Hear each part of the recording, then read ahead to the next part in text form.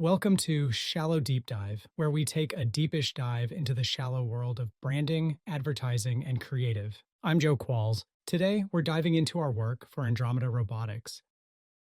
Don't introduce the technology, introduce the relationship. There's a mistake that almost every technology company makes. They spend all their time explaining the technology instead of explaining what it's like to live with it. People don't really care how many sensors your product has, or how many patents, or what AI model powers it. They care about one question: what's this actually going to feel like? I was reminded of that while working with a robotics company called Andromeda. They'd built something genuinely remarkable: a companion robot named Abby. Not a warehouse robot, not a factory robot. A companion for people living in aged care. Immediately, that creates a branding challenge because everyone already has an opinion about robots. Some people think of science fiction, some think of automation, some think of replacing people. Very few people think comfort, companionship, warmth.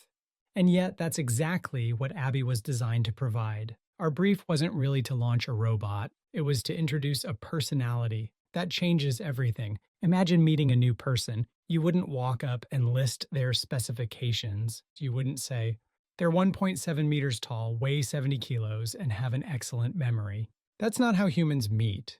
You tell a story, you create a conversation, you make an introduction. We realized Abby deserved exactly the same treatment. Instead of making the exhibition stand feel like a technology demonstration, we wanted it to feel like the first meeting. The stand itself became bright, optimistic, and welcoming. Lots of warmth, lots of color, very little intimidation. Because if people hesitate to walk onto your stand, they'll never discover how good your product actually is. One of my favorite pieces from the project wasn't digital at all. It was a deck of conversation cards, simple questions. What's your favorite season? What's a holiday you remember fondly? Tell me about someone who inspired you. What's your favorite place in the world? They sound almost too simple, but they completely changed the interaction. Instead of asking visitors to learn how the robot worked, the cards encouraged them to have a conversation with Abby. And that's when something interesting happened. People stopped evaluating the technology and started experiencing their relationship. That's a completely different emotional state. It's easy to forget that good branding often isn't about adding information. Sometimes it's about changing the first question people ask. Instead of, what does it do? The question became, who is she?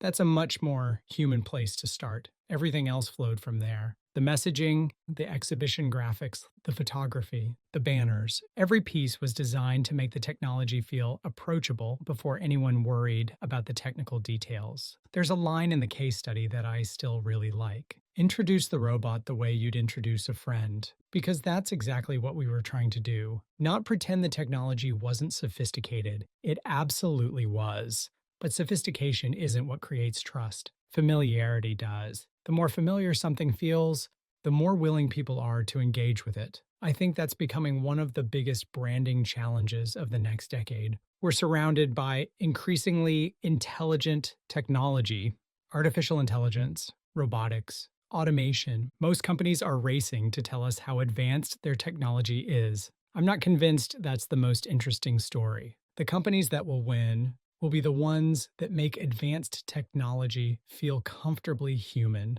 not by hiding the engineering, but by translating it into something people can emotionally understand. By the end of the project, we hadn't just built an exhibition stand. We'd built an introduction, a way for people to meet Abby without fear, a way to replace uncertainty with curiosity. Because sometimes the first conversation determines every conversation that follows. And that's something branding has always been really good at. Thank you for indulging us in today's Shallow Deep Dive. We hope you'll join us for the next one. Until then, take care.